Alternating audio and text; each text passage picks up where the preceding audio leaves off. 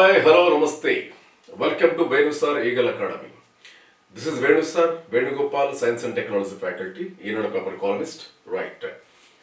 So మనకి రోజువారీ క్లాస్లో భాగంగా రైల్వే డిపార్ట్మెంట్ కండక్ట్ చేస్తున్న ఎగ్జామ్స్కి NTPC, group D, RPF, ILP, JE, technicians అన్ని పోస్టులకి రైల్వే డిపార్ట్మెంట్ కండక్ట్ చేసే ప్రతి ఎగ్జామ్ కూడా జనరల్ సైన్స్ అనేటువంటిది ముఖ్య పాత్ర వహిస్తుంది. అది మీకు తెలుసు, రైట్.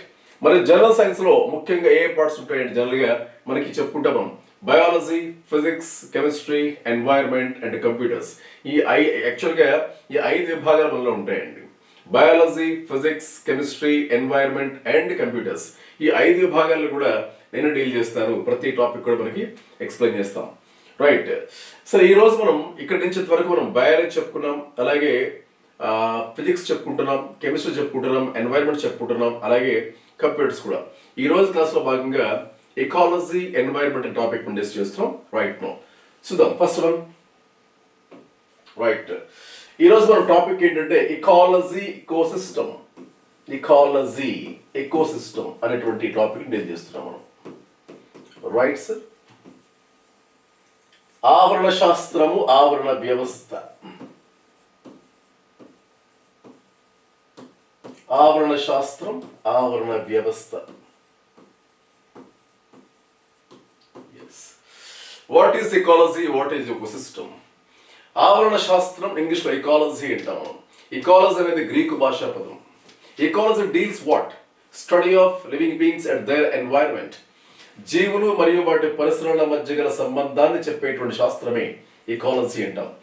జీవులు తన చుట్టూ ఉండేటువంటి పరిసరాల మధ్య గల సంబంధాన్ని ఎక్స్ప్లెయిన్ చేస్తుంది ఎకాలజీ, ఎన్వైరన్మెంట్. క్లియర్. సింపుల్ గా పర్యావరణ అధ్యయనం ఎకాలజీ అనొచ్చు, లేదా జీవులు తన చుట్టూ ఉన్న పరిసరాల మధ్య గల సంబంధాన్ని చెప్పేది పర్యావరణం కూడా చెప్పొచ్చు. క్లియర్. దాన్ని ఎకాలజీ అంటాం. మరి ఎకాలజీ చూడండి, ఇక్కడ ఎకాలజీ అనే పదం రాస్తున్నాం. తెలుగులో దీన్ని ఏమంటామంటే ఆవరణ శాస్త్రం కూడా అంటాం. అంటే దీన్ని ఏం చేస్తుంది? జీవులు మరియు పరిసరాల మధ్య గల సంబంధం, రైట్. అంటే living beings and their surroundings. Living beings and their surroundings.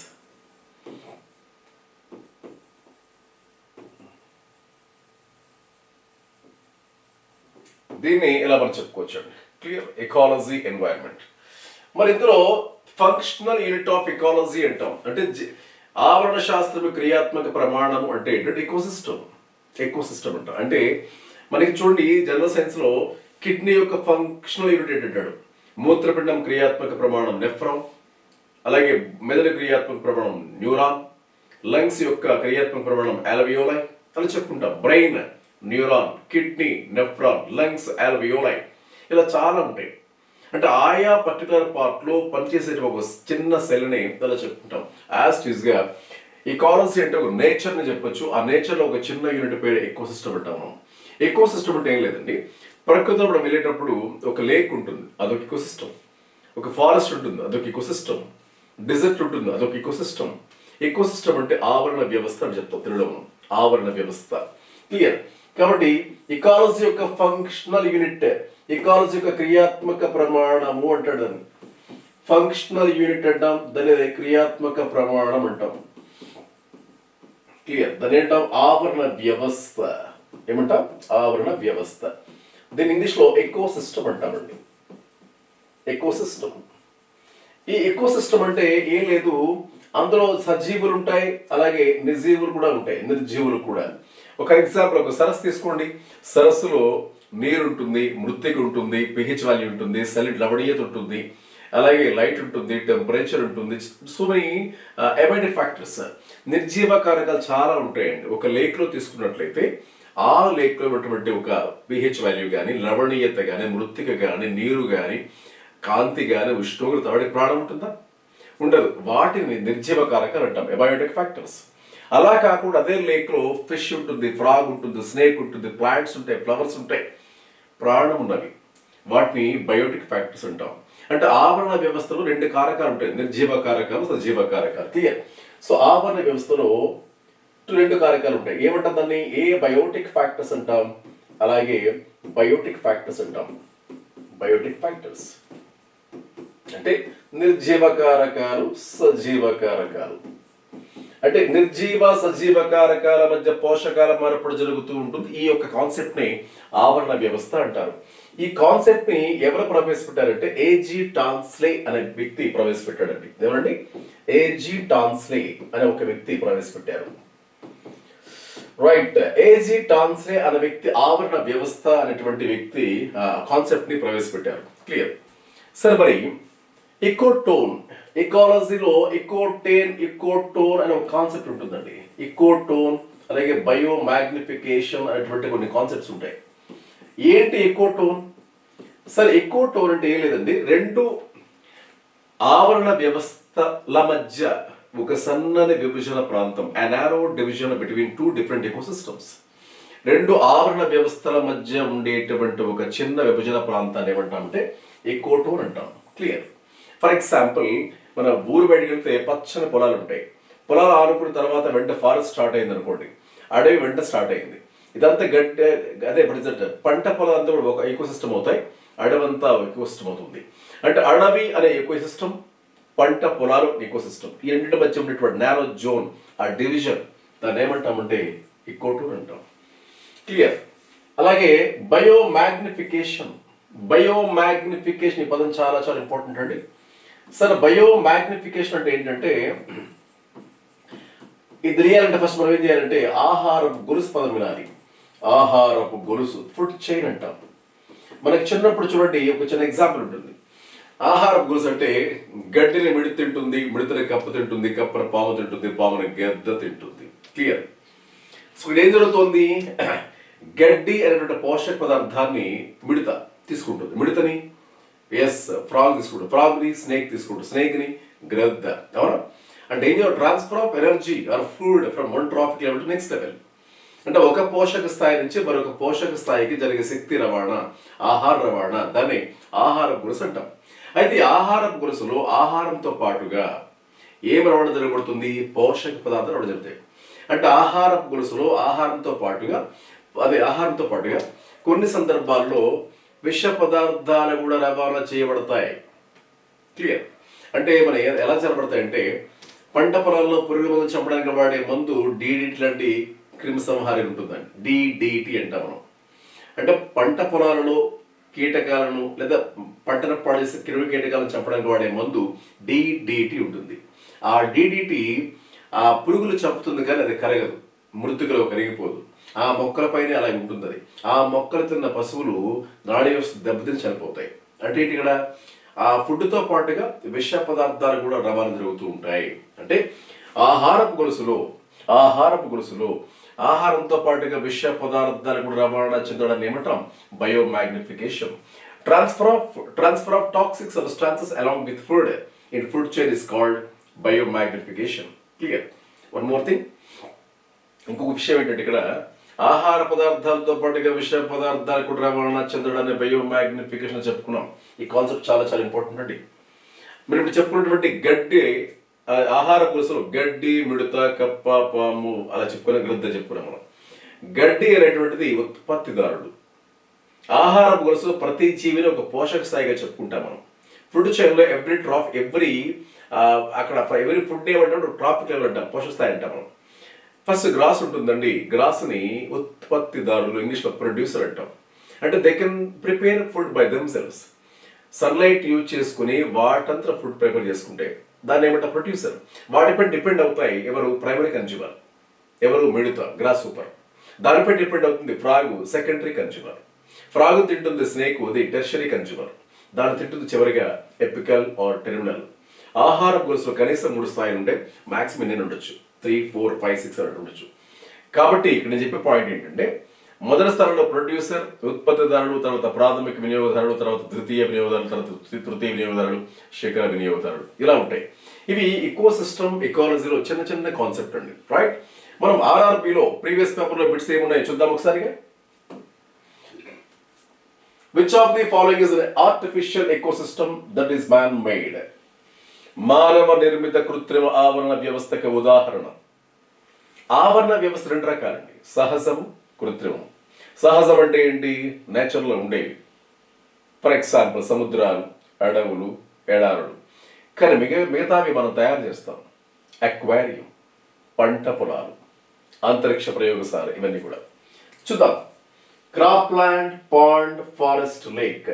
ఇందులో సరస్సు నేచర్లో ఉంటుంది, ఫారెస్ట్ నేచర్లో ఉంటుంది, లేక్ సరస్సు, పాండ్ కొనవచ్చు, లేక్ సరస్సు, ఇవన్నీ కూడా నేచర్లో ఉంటాయి. బట్ మనము తయారు చేయక్కర్లేదు. క్రాప్ ఫీల్డ్, పంట పొలాలు మనం తయారు చేస్తున్నాం. ఇది మానవ నిర్మిత ఆవరణ వ్యవస్థకు ఉదాహరణ అండి. Right? What is the process of accumulation of chemicals in higher traffic levels called? ఇందాక చెప్పుకున్నాం, ఆహారపు గొలుసులో ఆహార పదార్థాలతో పాటుగా విష పదార్థాలు కూడా రవాణా చెందుతాయి. దాన్ని ఏమన్నాం? బయోమాగ్నిఫికేషన్. బయోమాగ్నిఫికేషన్ చూడ ఎక్కడ ఉందో, దీన్ని బయోమాగ్నిఫికేషన్. సో థర్డ్ ఆప్షన్ అండి. తల్లి పాలలో DDT అవశేషాలు కనిపించుట, biological oxidation, biological reduction, biological remediation, అలాగే బయోలాజికల్ మ్యాగ్నిఫికేషన్. క్లియర్? చాలా చాలా ఇంపార్టెంట్ అండి. ఇక రెమిడియేషన్, ఈ పదం విన్నారా? ప్రకృతిని పాడు చేసేటువంటి కొన్ని పదార్థాలను శుభ్రం చేస్తాం సూక్ష్మ జీవులను ఉపయోగించి. సముద్రంలో ఉడికిపోయిన ముడిచముని సూక్ష్మ జీవులను ఉపయోగించి క్లీన్ చేస్తే దాన్ని ఏమంటామంటే బయో రెమిడియేషన్ అంటాం మనం. Cleaning environment by using microbes is called bio remediation. అలా చెప్పుకుంటాం. Right. So third option is correct answer అండి, biomagnification. What is the reason for biomagnification? బయోమాగ్నిఫికేషన్కి ప్రధాన కారణం ఏంటి అని అడుగుతా ఉన్నాడు. So ozone, organochloride, lichens and proteins. చూడండి, మనకి కెమికల్స్ తెలియాలి. డర్టీ డజన్స్ అని, క్లీన్ 15 అని, పర్యావరణ పాడు చేసేటువంటి విష పదార్థాలు ఉంటాయి. అందులో కొన్ని ముఖ్యంగా ఆర్గానోక్లోరైడ్ అని చెప్తాం. ఈ ఓజోన్ అనేటువంటిది మన ట్రోపోస్పియర్లో ఉంటుంది, స్ట్రాటోస్పియర్లో ఉంటుంది. స్ట్రాటోస్పియర్ నేచర్లో ఉన్నటువంటి ఓజోన్ అనేది. లైకెన్స్, ఇది ఒక మొక్క పేరు అండి. ఆల్గే, ఫంగై, లివింగ్ ప్రోటీన్ మీకు తెలిసిందే కదా, ఒక ఫుడ్. సో ఆర్గానోక్లోరైడ్ అనేటువంటిది బయోమాగ్నిఫికేషన్ కి ఒక ముఖ్యమైనటువంటి విష పదార్థం. The 10% law of energy transfer was given by, yes, ఆహారపు గొలుసులో ఒక పోషక స్థాయి నుంచి మరొక పోషక స్థాయికి శక్తి రవాణా జరుగుతూ ఉంటుంది. ఇందులో కేవలం 10% శక్తి మాత్రమే రవాణా జరుగుతుంది. Clear? In food chain, energy transfer from left to right only, but 10% of energy is only transferred from left to right. So ఈ కాన్సెప్ట్ ని, ఈ 10% సూత్రాన్ని ఎవరు ప్రపోజ్ చేస్తారని క్వశ్చన్ అడుగుతా ఉన్నాడు. ఈ 10% సూత్రం ప్రవేశపెట్టిన వ్యక్తి ఎవరంటే రేమండ్ లిండెమాన్. ఎవరండి? లిండెమాన్ అని చెప్తా ఉంటాను. చార్లెస్ డార్విన్, ప్రకృతి వర్ణము. థామస్ మోర్గాన్, TH మోర్గాన్ అంటాం మనం, ఆధునిక జన్యు శాస్త్ర పితామహుడు. వాట్సన్ అండ్ క్రిక్, DNA నిర్మాణాన్ని ప్రతిపాదించిన వ్యక్తి. కాబట్టి option Raymond Lindemann. Which of the following is the third trophic level of the food chain? మీకు చెప్పాను ఇందాక, గ్రాస్, అలాగే గ్రాస్ హోపర్, అలాగే frog and snake and eagle కదా, అలా చెప్పుకున్నాం. గ్రాస్ అనేటువంటిది ప్రొడ్యూసర్ అంటే ఉత్పత్తిదారుడు. గ్రాస్ హోపర్ మిడత ప్రాథమిక వినియోగదారుడు, కప్ప ద్వితీయ వినియోగదారుడు, స్నేక్ తృతీయ వినియోగదారుడు, ఈగల్ శిఖర వినియోగదారుడు. మరి ఇప్పుడు చూడండి, ఫస్ట్ పొజిషన్, సెకండ్ పొజిషన్, అలాగే థర్డ్ పొజిషన్. ఇక థర్డ్ పొజిషన్ ఎవరు ఇక్కడ? ద్వితీయ వినియోగదారుడు అంటే సెకండరీ కన్జ్యూమర్. ఇంగ్లీష్లో సెకండరీ కన్జ్యూమర్ అంటే థర్డ్ ఆప్షన్. సో ద్వితీయ వినియోగదారుడు అనేటువంటిది థర్డ్ ఆప్షన్లో వస్తున్నారు, చూసుకోవాలి. Right? Which of the following is not a biotic component of the ecosystem? Which of the following is not a biotic? ఈ కింద వాళ్ళు సజీవ కారకము కానిది. మీకు ఎంత చెప్పాం సార్, ఈకో సిస్టంలో రెండు రకాల కారకాలు ఉంటాయి, నిర్జీవ కారకాలు, సజీవ కారకాలు. సరస్సులో తీసుకుంటే నీరు, మృత్తిక, pH వాల్యూ, లవణీయత, కాంతి, ఉష్ణోగ్రత, ఇవన్నీ కూడా నిర్జీవ కారకాలు. అటువైపు వెళితే వేరే రైట్ సైడ్ అందులో చేపలు, కప్పలు, పాములు, పుష్పాలు, మొక్కలు, ఇవన్నీ కూడా ఏంటవి? Yes, living factors. So biotic factors. మరి ఇందులో జీవులు కానివి అంటున్నాడు. ఆప్షన్ ఏంటి వస్తుంది? కప్ప, కీటకం, పుష్పం. ఈ ACD ఇవి సజీవ కారకాలు, మృత్తిక మాత్రం నిర్జీవ కారకం.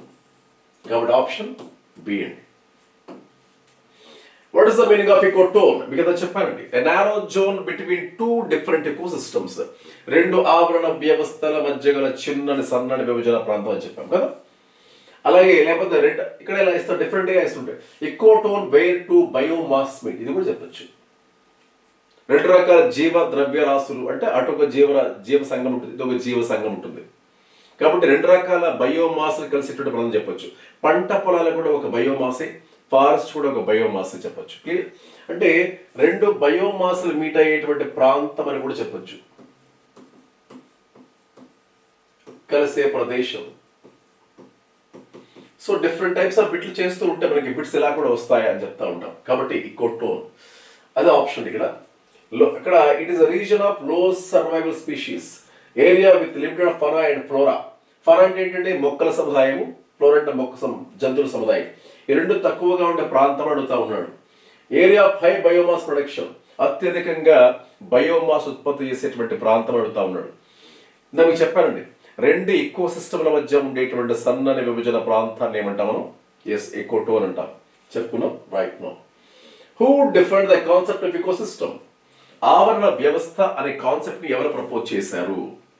రైట్, మీకు చెప్పండి. ఏజీ టాన్స్లే అని చెప్పాం. ఆర్ద్రూర్ టాన్స్లే, ఏజీ టాన్స్లే అనే వ్యక్తి ప్రవేశపెట్టాడు.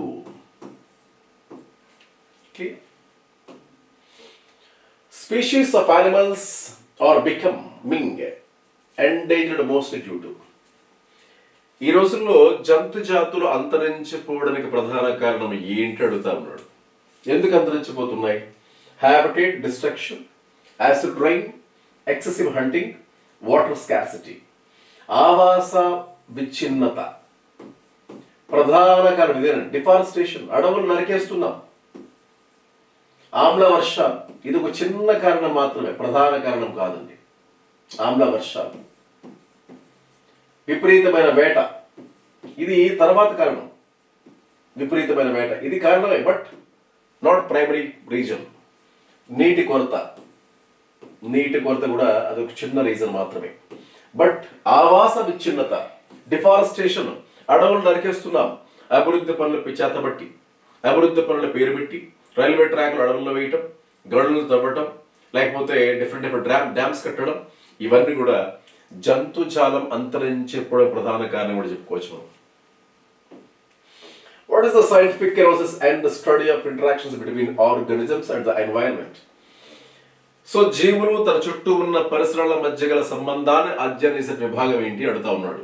జీవులు తన చుట్టూ ఉండే పరిసరాల మధ్య గల సంబంధాన్ని అధ్యయనం చేసేటువంటి ఒక శాస్త్రం ఏంటి అడుగుతా ఉన్నాడు. Ecology, microbiology, entomology, ornithology. ఇప్పుడు చెప్పాం సార్ మనం ఎకాలజీ అని. మైక్రోబయాలజీ అంటే మైక్రోబ్స్, సూక్ష్మజీవులు. ఎంటమాలజీ అంటే ఇన్సెక్ట్స్, కీటకాలు. ఆర్నిథాలజీ అంటే పక్షులు, బర్డ్స్. కాబట్టి first one is answer. So ఈ విధంగా ఆర్ఆర్బిలో ప్రతి క్వశ్చన్కి సంబంధించి ప్రీవియస్ క్వశ్చన్స్ ఏవైతే ఉన్నాయో అవన్నీ కూడా మనం చెప్పుకున్నాం. Right, thank you.